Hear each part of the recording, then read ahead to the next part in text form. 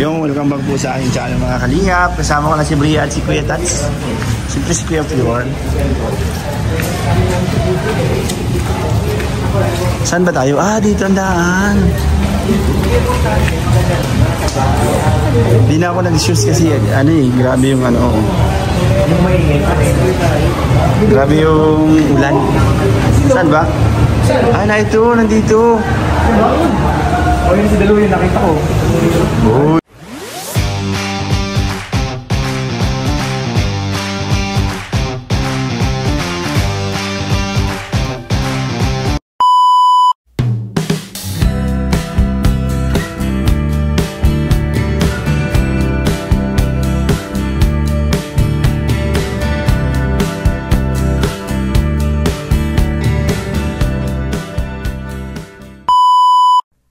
Yun, kasama natin si Papa Eds.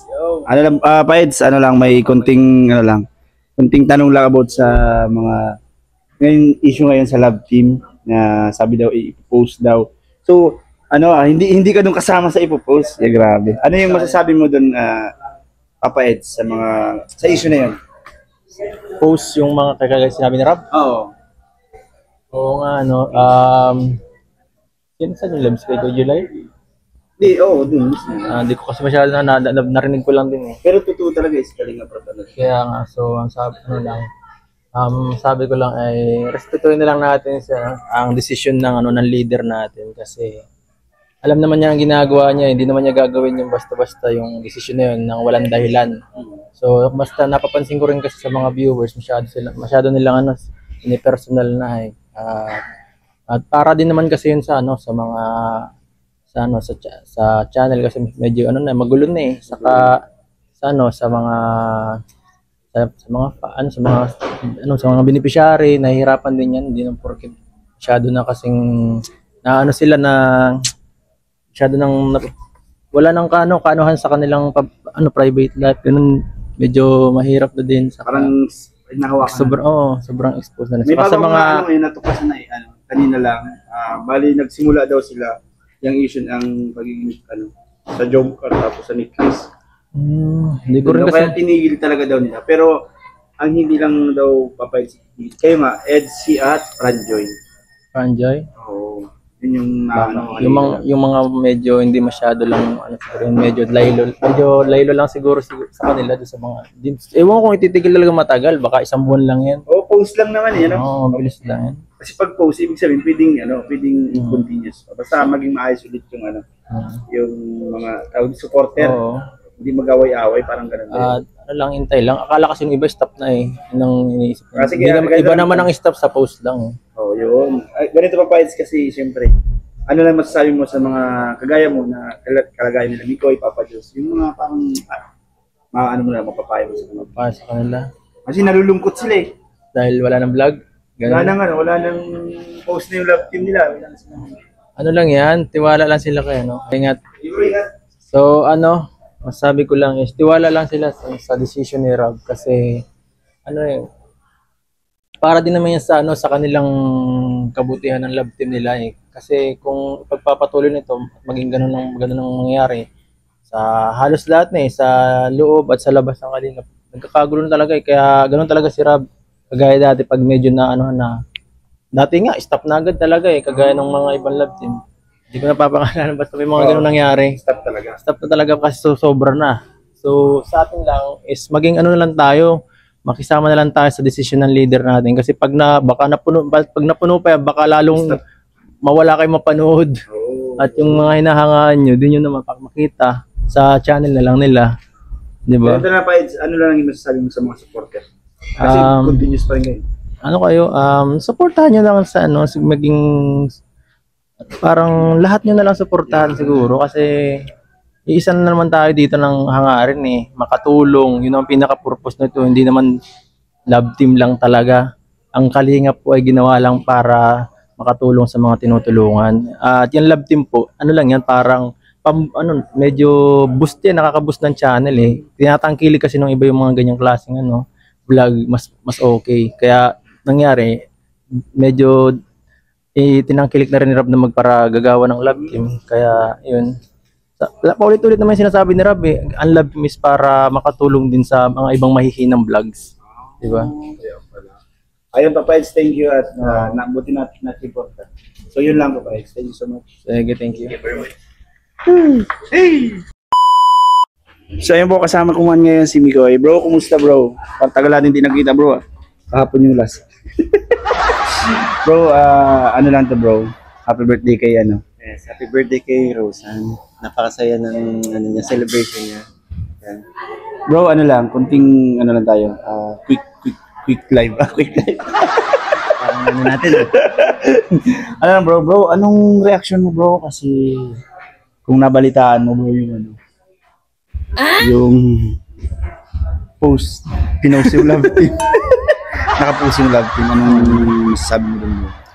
Ang masasabi ko dun, for sure may reason naman kung bakit, 'di ba? Kaya kung sakaling totoo 'yun na mapopos ang aming love team or tandem na ni Chris. Opo. Opo, diyan. Bro, hindi lang kayo. Oh, yun nga. Sabihin na lang natin yun. Kasi damay kung sakaling kasama kami. Maintindihan namin kasi for sure may reason si Kalinga Prab doon. Kaya ano lang. Tsaka post lang naman eh. Post Hindi lang naman naman. hindi naman mawawala po.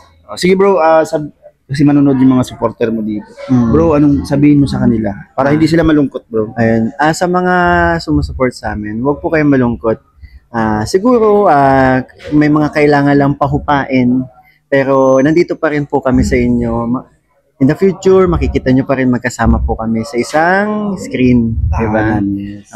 Sa isang tahanan na magkasama, tuloy-tuloy lang pagpapasaya po sa inyo. Kaya huwag kayong malulungkot, tuloy-tuloy lang. Yung sana wag mawala yung pagmamahal nila sa amin, ninyo sa amin, and makakaasa naman kayo na kami lalaban. Post lang naman eh. Post lang naman. Post lang na. Kung stop, yun dun tayo Doon talaga. Oo. Iiyak ako. bro, actually hindi lang kayo yung apektado. Hindi lang din sila mga views na. Kami din. Kami din apektado din kami nila. Romeo nila. And sana sana yung yung naging rason kung bakit nagkaroon ng desisyon na ganito ay sana ma-realize nila na yun. Kung sakali man. Ako may idea na kasi ako kung bakit nagkaroon ng ganitong pangyayari. Kaya sana maano na nila. Paano ko ba masasabi to? Kasi for sure nakaano din naman, nakasuporta din naman sila, di ba? Pero bro, sabi kasi meron kasi akong bagong update. Kanina lang talaga, 8 minutes ago lang nang napanood ko. Kay Sir July O'Neil. Na bro, nagsimula daw talaga yung hindi po sa akin manggaling mga kalingap ang mga support.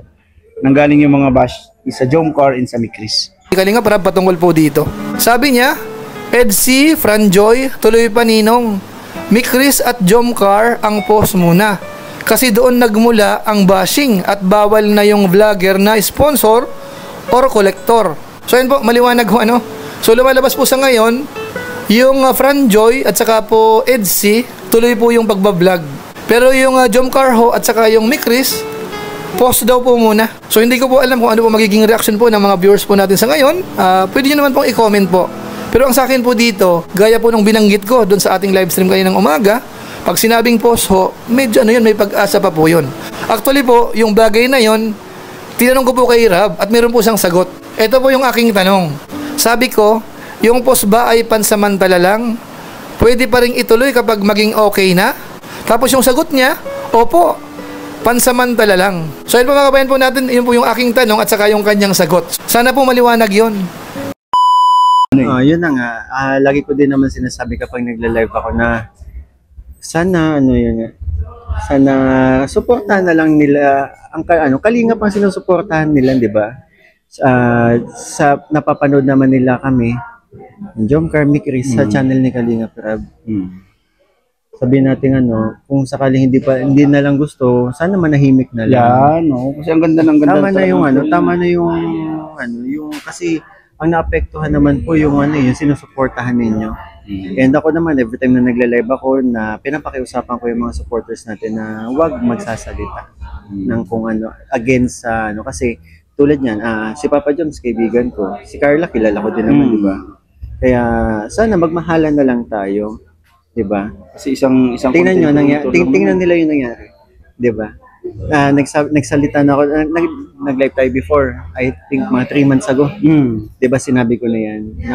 Nakikita ko may possibility mangyari ngayon dahil nga magulo na. Eh, wala, nagtuloy-tuloy. Kaya, eto, Nakakalungkot talaga. Nakakalungkot. Kaya po mga kalingap, hindi lang po kayo apektado. Lahat po kami. Lahat po tayo. Kaya, kami naman ni Papa Diyos, wala naman kami bang gustong gawin kundi makapagpasaya. ang alam ko, nasa car tayo nun. Yung live natin. Makapagpasaya, makatulong sa mga, yun, para mapawi yung mga problema nila, di ba? Yun nga, sabi ko nga, nag-usap na rin naman kami ni Papa Joms dyan. Kami ni Papa Joms, okay kami. Kung pilit nila kami ni Papa Joms na yung mga pinapilit nila kami pinagaan sa sabong. No. Nagtatawa na lang kami ni Papa Joms kasi, yun, sa likod ng camera, Okay na okay. okay na. Kanina nga, di ba? Oo. Kulitan portion. Kagabi, kulitan portion. Kaya, yun. Kasi, saan ba ako nagsimula? Di ba? Kasama ako nila Papa Joms, nila Boss D. Kaya sa tingin makikipag-ano ba ako kay Papa Jones? Kompetensya ba? Ganun din. Hindi naman ako yun na nga ang iniisip pa nakikipag-kompetensya ako. Ako ginagawa ko lang naman yung best ko para makapagpasaya ng tao. Kaya hindi nila ako masisisi kung ginagalingan ko. Kasi natutuwa ako sa mga natatanggap ko mga messages na sabi ko nga 'di ba, na ganun nga, na daming napapawing lungkot, yung lalong-lalo na yung mga kababayan nating OFW, di ba? Kaya yun, sana magmahalan na lang. Yes, and supportan lahat. Kung may Chris, Edsy, Kasi Jompa. until now, may mga nababasa pa rin akong mga comments na hindi ko na lang iniintindi, pero sabi ko, hindi pa rin pala talaga tumitigil. So, bahala na lang si God.